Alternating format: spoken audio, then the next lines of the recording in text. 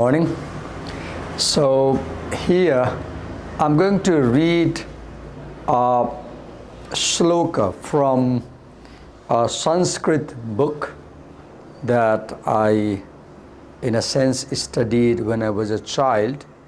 The name of that book is Laghusiddhantakaumudim. This is a book on Sanskrit grammar and Sanskrit language. Let me read this slok and explain and see the richness of Sanskrit language. So, Natva Saraswatim Devim Shuddham Gunyam Karomyaham Paniniya Praveshaya Laghusiddhantakaumudim. Let's understand the meaning of these lines. Let's begin here. Karomyaham. And let's break the word karomyaham into two words.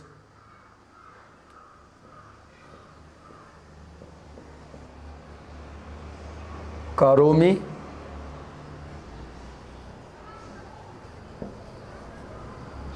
Aham. When you join karomi and aham, the compound word becomes karomyaham. In me, the consonant is ma and the vowel is e. In aham, you have the vowel a. And when you bring together the e sound and a sound and pronounce it rapidly, iya, it becomes ya, like the ya in yesterday. So then we have karomyaham. So we have the word aham. What does aham mean in Sanskrit? Aham means I, the speaker, the writer, the rater, the author. Now, who is this I? The one who composed these two lines, or the book Laghusiddhantakaumudim. So, who is the person who wrote Laghusiddhantakaumudim? He was Acharya Bharadaraj. So, aham means I, Bharadaraj, Acharya Bharadaraj. Acharya is a designation in Sanskrit literature given to people who have scholarly competence and knowledge on a subject. Acharya means one who holds master's degree in a subject. So we have aham means me, I, who? Bharadaraj Acharya. Karomi. The second word is karomi. Do. I do. What do? I compose. I write. I create. I produce. So as a writer, I write karomi aham. Aham I. Karomi do. What do? I do the writing. I do the composing of the book. I prepare the book. Karomi aham. What do? I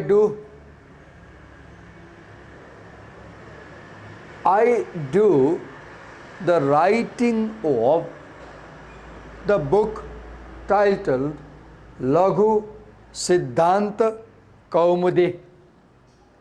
So karomi aham. Aham I. Karomi do. Now question comes, what do? So I do the writing. I do the composing of what? I write the book named Laghusiddhantakaumudim. Let's break it. Laghu.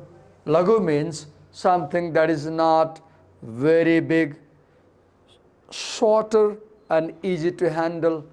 Shorter, therefore easy to learn for students. Laghu. Siddhanta. Siddhanta. What is Siddhanta? An idea that gets self-proven. Siddhanta, axiomatic, something that is easily proven. Siddhanta, something that is proven. A theory that is proven. Grammar that is proven. An idea that is proven. Knowledge that is proven. So I compose the ideas which are axiomatic obviously. I propose ideas which are proven to be true. What do I now? I prove ideas. What kind of ideas? Kaumudim. Now, what does Kaumudim means? The word Kaumudi comes from the word Kumuda. The word Kaumudi is an adjective derived from the noun Kumuda. What does Kumuda mean? Kumuda means the lily flower. Kumuda means lily flower. What is the characteristic of the lily flower? The Kumuda flower, in Sanskrit we call it Kumuda, in Hindi also we call it Kumuda, and in Sanskrit we call it lily flower. The feature of this lily flower is that the lily flower blooms as the moon rises in the evening, and the lily flower fades away as the moon sets down by the morning and the sun rises. So the flower that blooms with the rise of the moon, or the flower that blooms by grasping the moonlight. So Kumuda also means moonlight, Kaumudi also means moonlight, and Kaumudi means one that gives us pleasure as the moonlight gives us. So when we read this Laghusiddhantakaumudim, we get the pleasure as if we were sitting under the beams of the moon. See, Laghusiddhantakaumudim. Kaumudim comes from Kumuda, one that is pleasant like the lily flower. Learning or knowledge or book reading which is as pleasant as sitting under the full moon night and bathing into the moon's beams. So, aham, I, karomi, compose, Laghusiddhantakaumudim, I compose this short, tiny, miniature or medium length book on the theory of what? What theories does it discuss? Paniniya. Panininam proktam yat. What Paniniya said. So I explain here the ideas which were originally propounded by Panini, not by me. I am simply explaining his theory. Originally, the theories about Sanskrit grammar were propounded by Panini, and I, Baradaraj, am going to paraphrase those theories for you students, so that you students who have difficulty in understanding Panini's theories about Sanskrit grammar can easily understand his theories. So, Paniniya Pravesaya. And if you read my book, Laghusiddhantakaumudim Pravesaya, you can easily step into Panini's grammar.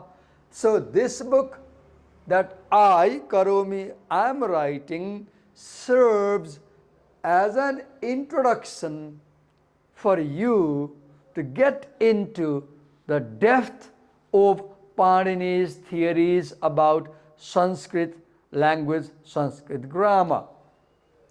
Aham, I, karomi, write down, a book named Laghusiddhantakaumudim, small book that elaborates on the axiomatic rules of grammar, Siddha Anta, whose end is proven, whose outcome is obvious, whose meaning is obvious, whose implication is obvious, axiomatic.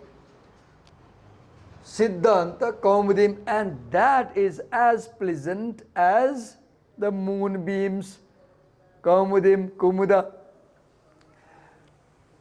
And by reading this Laghusiddhantakaumudi, you can pravesaya, begin your journey. Pravesaya, you can get into.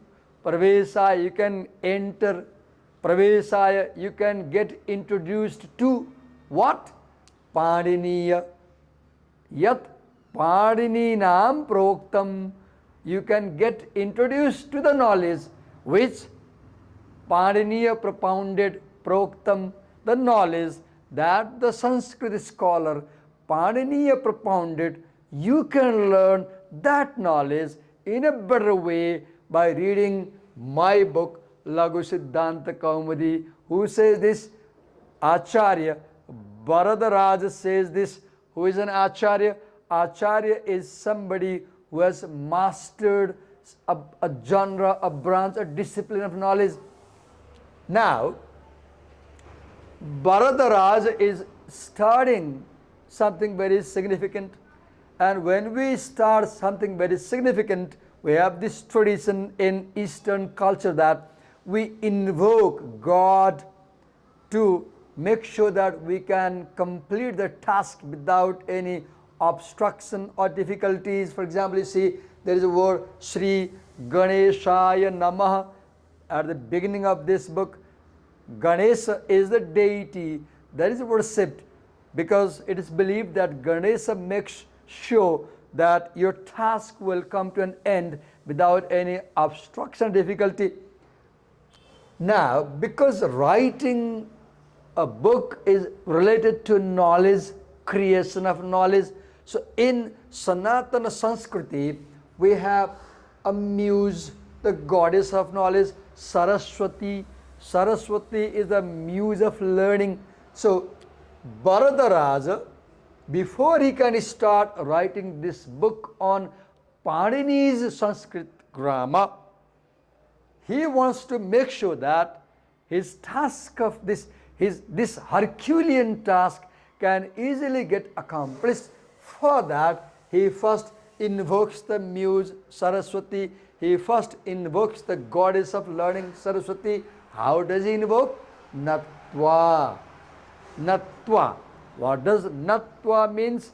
Natva, by bowing down, by doing namaste, by saluting, by showing reverence, by expressing deep honor for.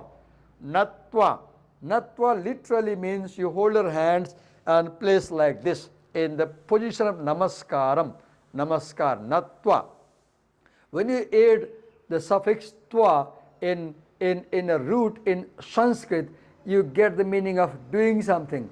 For example, patitva, by reading, likhitva, by writing, natva, by worshipping, by honoring, by revering, by doing namaste, by surrendering to the goddess.